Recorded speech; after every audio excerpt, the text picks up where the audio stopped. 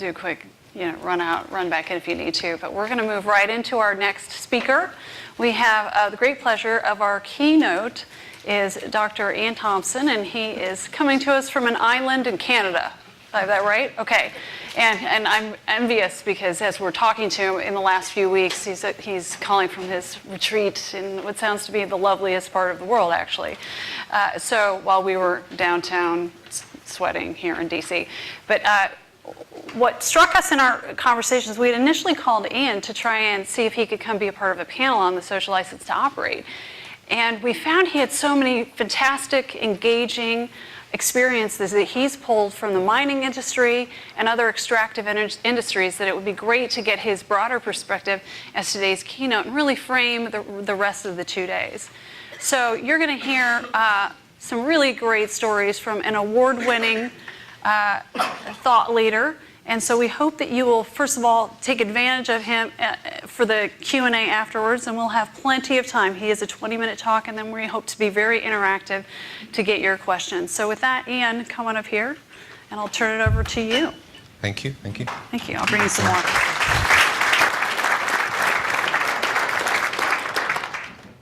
It makes me sound like a stand-up comic, so we'll see how we go. I feel a bit like the man from Mars here. I was very gratified to hear that there are people from other industries.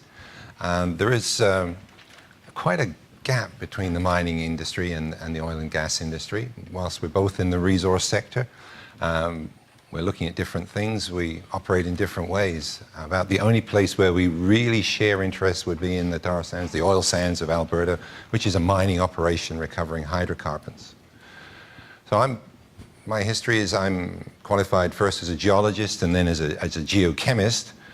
I worked for many, many years in the mining industry. I ended up as an executive vice president. Spent a lot of time working with the exploration side of things. Then about just over 20 years ago, I guess I saw the light.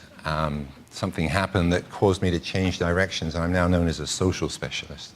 I work at that interface between the industry and people. Sort of thing that's vaguely called community relations or corporate social responsibility and various other things. But growing up in the mining industry, and in particular in the exploration side of things, you certainly know about risk. They're the most risk-tolerant people out there. Exploration for mines, right? Looking for mineral deposits. It has a success rate. About 1 in 1,000 projects makes it to feasibility. And only about 1 in 10 that gets to feasibility becomes a mine. So these are people who live with that sort of risk all the time. But today, that's not their big risk. Their big risk is social risk. Their big risk is people, their relationship with the people on the ground, and whether or not they can actually work out a relationship that would allow things to go forward. Now, actually it was in December of 1992, I was working in Bolivia. I was working on an exploration project, and we ran into conflict. Serious conflict. People died. It wasn't a good scene.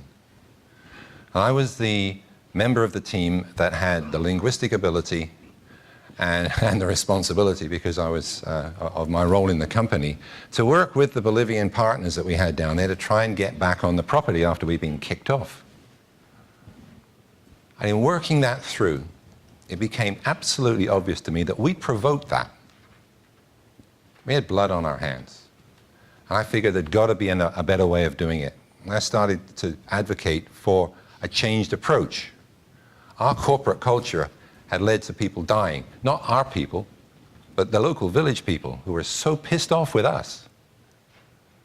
And part of that was we didn't have a relationship with them. We didn't have a conversation with them. They didn't really know what we were doing. They were thoroughly intimidated by our presence, and they wanted us off.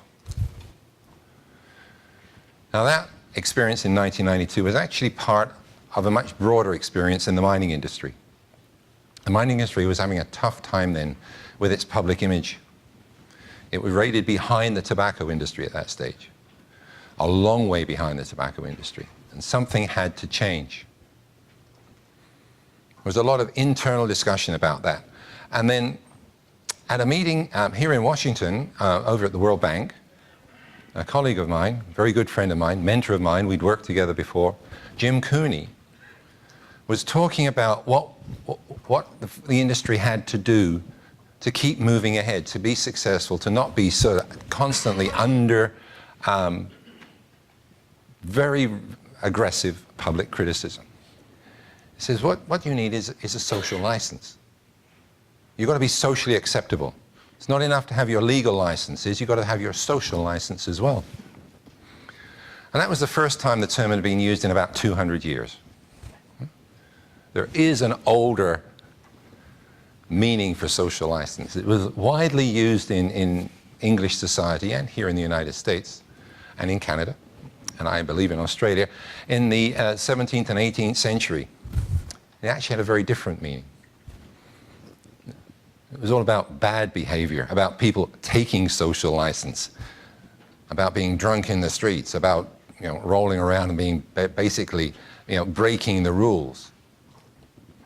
But in this modern connotation, social license is all about doing the right thing.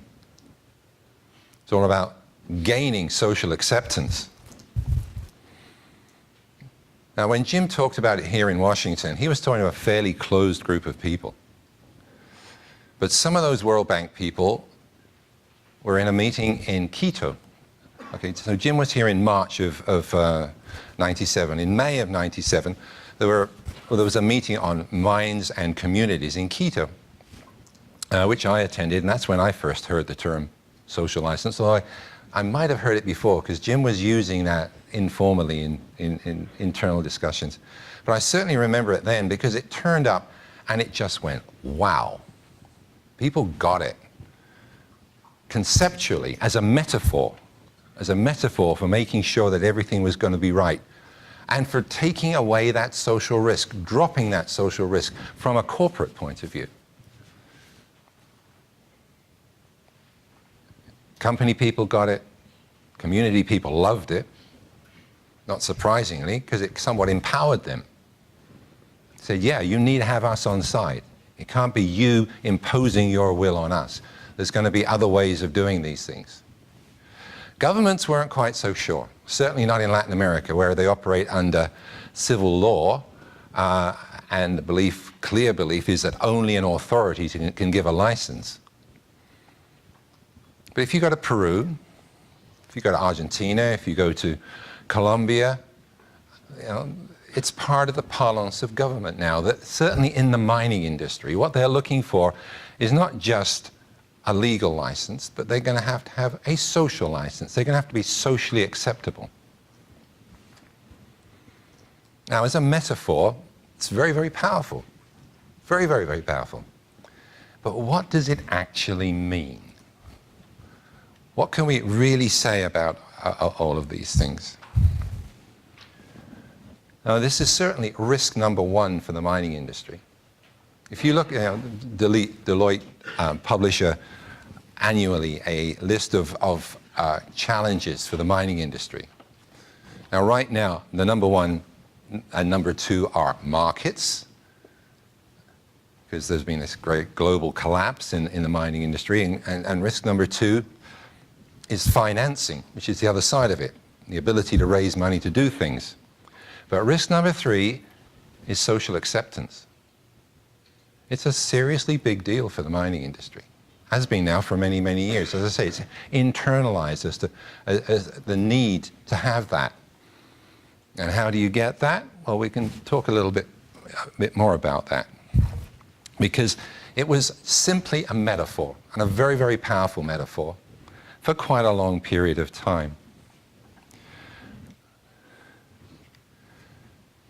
I was one of the earlier adopters of this, very early, along with my former business partner, Susan Joyce. And we actually wrote the first public assessment or evaluation of what a social license should be back in 1998. We talked about it being ongoing social acceptance or approval. I spent a lot of time after that, as did other people, trying to work out whether we can go further than just use it as a metaphor. Metaphors are very powerful, but you don't really get anywhere until you can start to measure something. When you can measure it, then you can talk about it in terms of a business management process.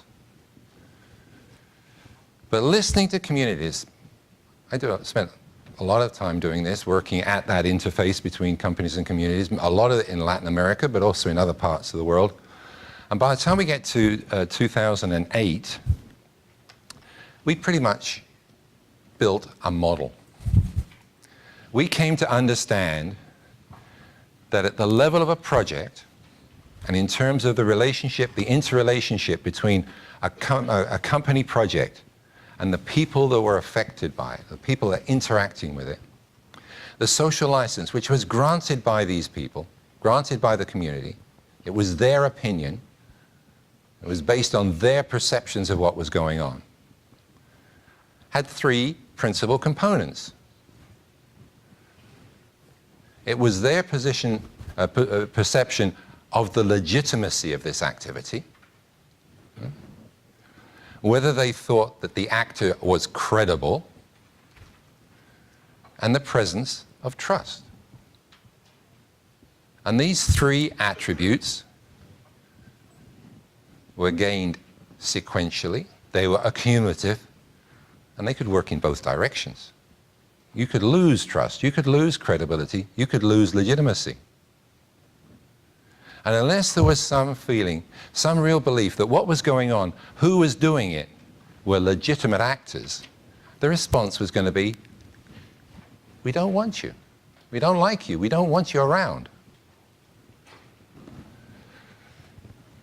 If there was legitimacy, there would be acceptance. It'd be okay. Yeah, we can tolerate that. That's all right. The need really was to build on that, to build credibility. Credibility comes in various ways, but credibility is the ability to be believed, the ability to be a lot more than just okay. That takes you to a higher level. That takes you to approval, right? This is social approval. We're not talking about issuing permits here. We're talking about social approval, which is a different sort of thing. That's better than okay. It's a lot better than okay. That's recommendable. These guys are really pretty good. With trust comes something even more. That comes stability. We're quite interested in trust, because that's one of the words that's most misused in my experience, in my opinion, and the opinion of many other people. Trust in our language here is the willingness to be vulnerable to the actions of another. It's the belief that this other actor would never do anything to hurt me. Right? That's pretty high up the level. They would never willingly do anything to hurt me. And when you get up there, interesting things happen. That's when people start to identify with what's going on. They talk about our project. They talk about our place.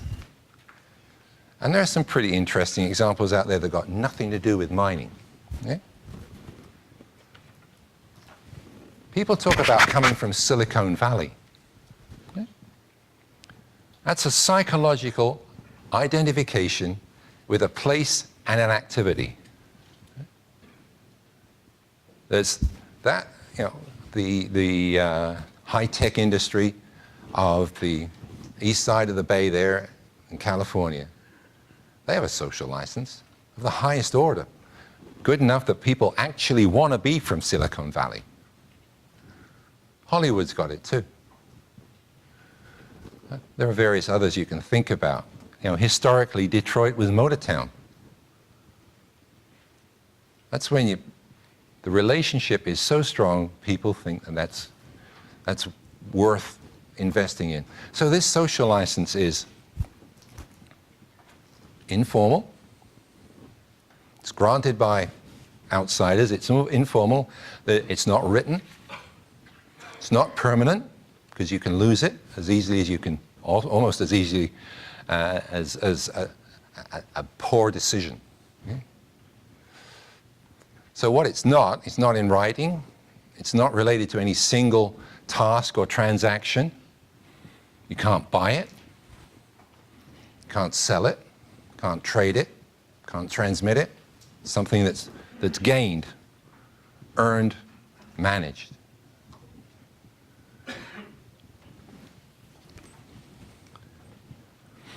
Now, once we'd got this under control, we got the normative components understood, started working. Actually, it wasn't just me. There are other people involved in all of this. I think it's worth passing on that there are probably by now about a dozen PhD studies on this and more than 20 master's studies. We have a little network of people who study the social license to operate. And whilst I'm going to talk about it and frame it in terms of a mining project, it works at many other levels. And I'll get to that in a minute. I'll just get a little bit further into the story.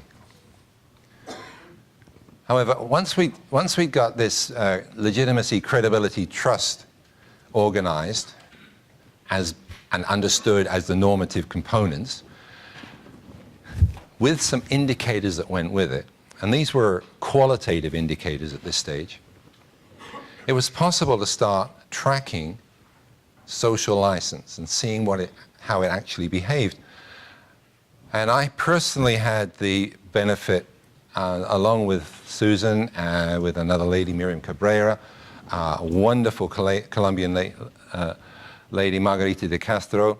Between us, we'd been involved with this project in Bolivia from day one, from 1996 onwards. And by going back to interviews, to notes, in some cases to company records, we could reconstruct the history of their relationship, the relationship between this project and their local stakeholders, their local communities. And you can see it there from 1994 to 2008 when we put all this lot together. Now, this was done initially by us.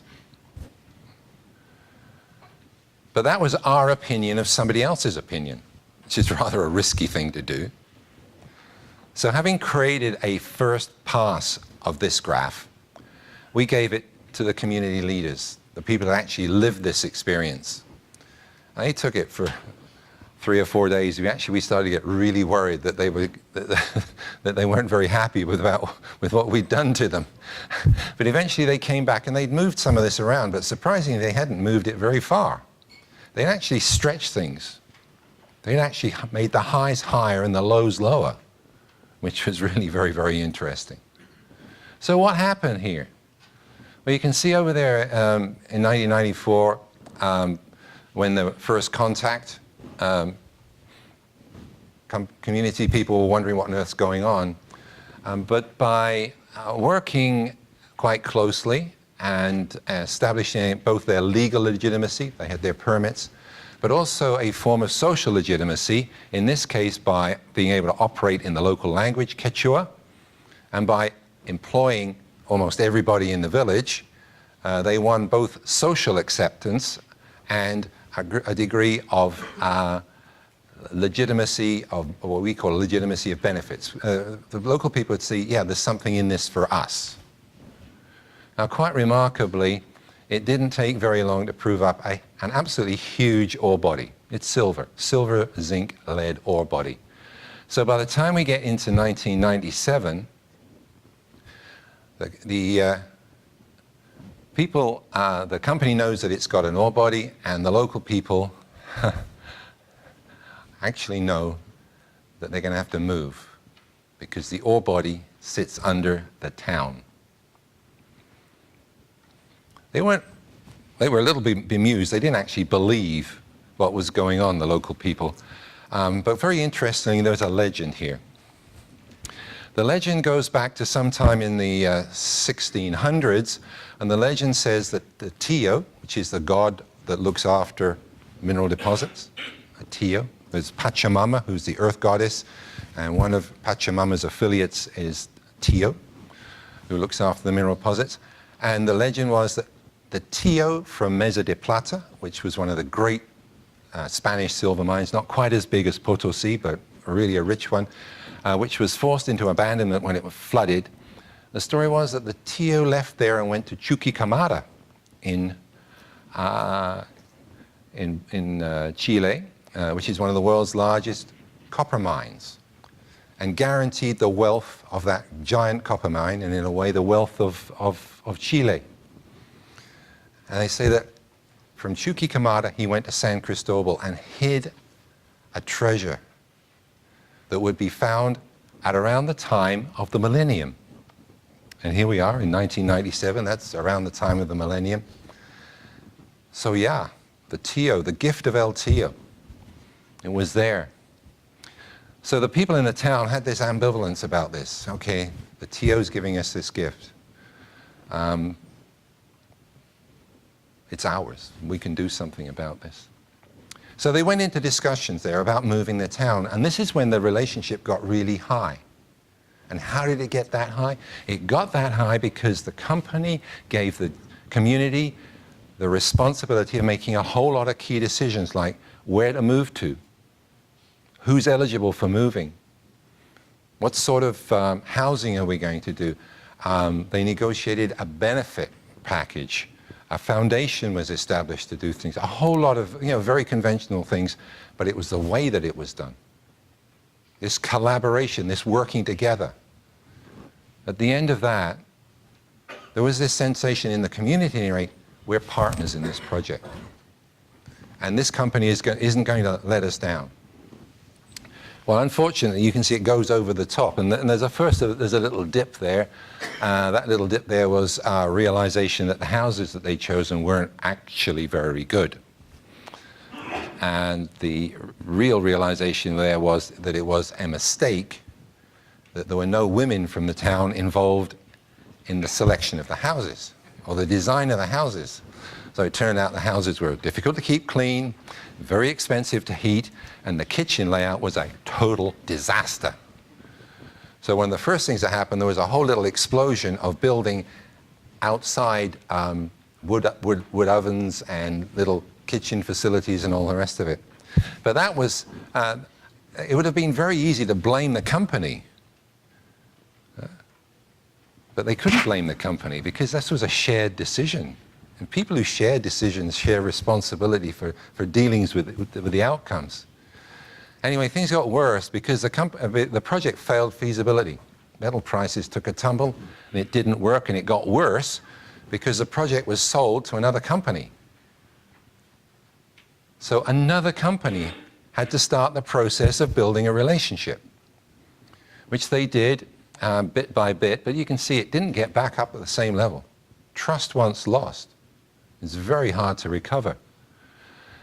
Then construction began, and the whole relationship collapsed entirely.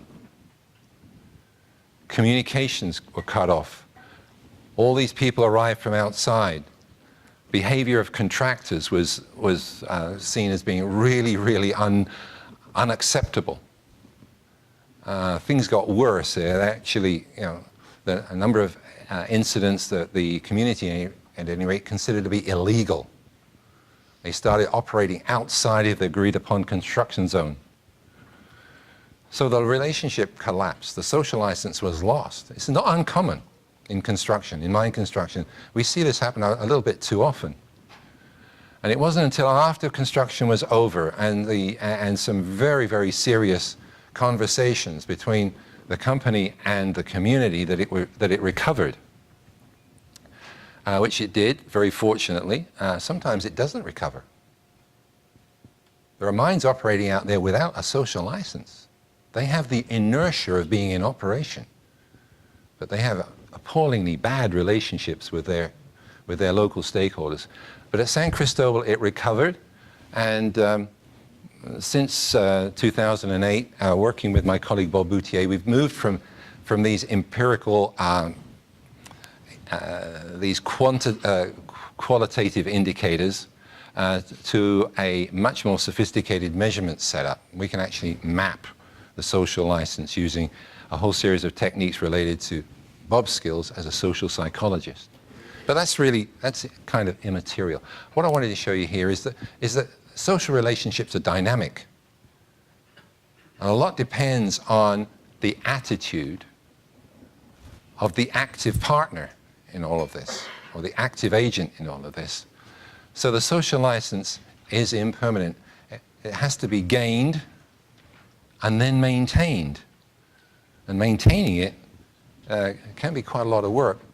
What we've also get from this is that you don't necessarily want to be right up there at the very highest level, because your risk factor increases up there. Once you get up to these very high levels of trust, that's when people start taking things for granted. It's when they stop thinking about it. And then something happens. And then, oh my God, is it awful? The metaphor for this actually is a personal relationship. It's a marriage. If you start to take your marriage for granted, to make assumptions, then it doesn't take very much to destabilize it if those assumptions are proven wrong. And of course, infidelity, which would be the ultimate, is going to collapse the whole damn thing. We see a healthy social license as being up there in this upper credibility sort of middle level of approval, because at that point, both parties are engaged. They're maintaining their relationship. They're working on it. That's healthy. Good conversations are always very healthy. So what's going on in these conversations? What's happening as people think about whether what's going on around them is acceptable to them? This idea of social acceptance. And this idea has blossomed way out of the mining sector. It started in the mining sector, matured in the mining sector. It started here in North America. It's spread rapidly through Latin America. It's matured somewhat in Australia. The Europeans are initiating various studies around this idea of social license. We could talk a lot more about why is it so important. Well, part of it, the reason it's important, is because we are in a new age of communications. We're at a time when there's all this instant information. Everybody knows something about what's going on almost instantly, and they're concerned about it. And we've moved into a new age that has a couple of key characteristics. Just over 12 years ago now, an idea emerged in the social sciences which resonates strongly with me, and it might resonate with you, and that is the idea of a risk society. In the old days, historically, we would worry about, the human race would worry about things that it couldn't control. We call them acts of God. Fire, plague, famine, earthquakes, tsunamis, things that happened out there that were beyond us. But we've moved into a new age. Not only is it a secular age, but it's also an age where we fear what we can do to each other. We fear the way in which primarily industry can pollute, can contaminate, and can hurt us. And along with that, there's going to shift from worrying about our gods to worrying about scientists and technicians. Can we believe them? Can we trust them? Politicians, are they making the right decisions? In other words, we become a skeptical society. So that's it. So that's one side of it. Then the other side of it is the continuation of this, which is the trust part of it. Who can we trust? Who can we really believe is not going to hurt us? Now, the other thing that is going on here is that whilst a lot of what I'm talking about is kind of external and out there, it's also internal to organizations. Organizations have their own social license hierarchy. Am I being looked after? Is the culture of my organization a good and healthy culture? Safety is a key part of that internal culture. Concern about the employees inside the company often projects outside as well. If people are looking after their own people, they're probably also thinking about looking after the communities around them. So a question there is, whose risk are you managing? Certainly through social license externally, you're managing an external risk. You're managing a socio-political risk out there. But within an organization, are you socially cohesive? Are you socially responsible internally, looking after your employees? It's very interesting. You go into companies, often the least liked element within a company is human resources. People are always a little bit suspicious about what's going on over there with those guys. And in healthy companies, there's much less of that. And in companies with strong safety cultures, there's a real confidence about what they do and how they do it.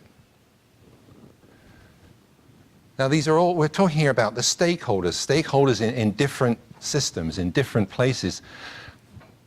They're concerned about what's going on around them and what's happening to them. This ultimately becomes a whole series of personal decisions, but they're not necessarily made in isolation because people talk to each other. And these are ethical dilemmas, really, about what's good and what's right.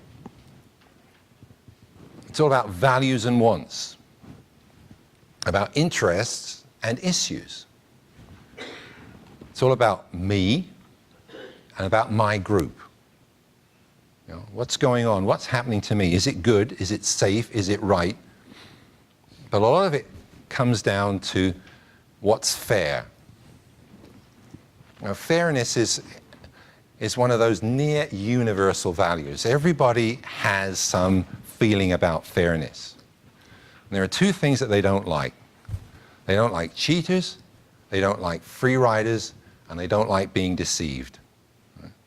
After that, there are various subtleties, but those are really, really important key aspects. And they worry about this thing in two directions, right? There's the distributive side of justice. Who gets what? Who gains and who loses? And to some extent, by how much? And the other part of that is the procedural aspects. And people will take an awful lot more if they believe in the process, if they believe that they've been treated right. That's a piece to think about as regulators. It's also a piece to think about as employers. Are you arbitrary? Are you seen as arbitrary? Are you seen as dictatorial, as imposing? Or is there a process that is perceived as being just and fair and okay, and I don't like the decision, but it's okay. I'm satisfied that we got there the right way. So this social license business doesn't operate in isolation. John Morrison, I apologize for the quality of this slide. John's been promising me an original of this for quite a while. So this ends up being a scan out of his book, but it's a lovely book, The Social License to Operate. He talks about social contract. The social license is a component of the social contract, of the relationship that's the informal relationship that exists around an activity. So for John, and for me, I go along with this, the activity that sits in the middle there is subject to various pushes and pulls. There's the legal license, the legal regime that sits out there. The legal regime, which kind of gives you this framework, which is, in a sense, somewhat immutable, in that it takes quite an effort to change the legal regime. Then you have social license. The social license, this is this dynamic effect, this willingness to, on the part of employees, stakeholders, communities of interest, to say, this is okay, this is acceptable, this is where you gain social acceptance. But then we got this other little area, which is kind of an interesting one, that we call political license. Political license, it's an interesting place to be out there in political license. Political license is the enabling environment. It's the policy environment. It's the place where things can be pushed slightly one way or slightly another way. It's done by politicians. In Canada, over the last years, we've had a government that has kind of pushed things much more in favor of the operators, which has led some communities to feel really concerned that, that their interests aren't being protected, they're not being looked after. But the same thing can happen inside organizations. Organizations have cultures. As cultures are often led, they're created over time, but they're also very much an expression of the leadership that they have within them. Does that leadership favor a safety culture? Does it favor an attitude of transparency and communication? Does that policy exist in relationships with the outside world? That's the political dimension. So whilst we've got activity in the middle there, and that activity in a mining sense is usually a mining project, and that mining project wants a social license, it knows it has to exist under a legal framework, and